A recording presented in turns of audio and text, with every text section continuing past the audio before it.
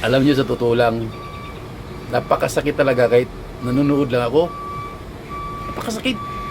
Yung makita mo, simula ng pagkabata mo, parinig mo, na bawat Pilipino ay naglalaban sa madugong labanan.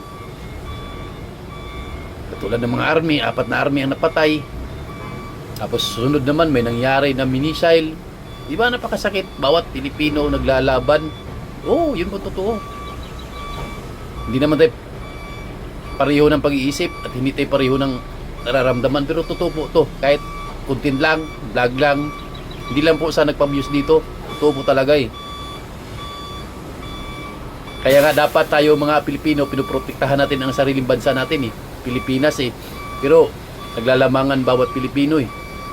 Ayaw nga nating bastusin tayo ng mga vlogger na taga ibang bansa. Tapos ngayon tayo nagpapatayan, babarilan sa madugong paraan, ambus, ginto ganyan. Bakit din nilang nag-uunawaan, di ba? Napakasakit mo yung ganun, marinig yung bawat Pilipino naglalaban. At yung mga tao natatakot pumunta sa isang lugar dahil ganito magulo ang lugar na yan. Pangit po yun.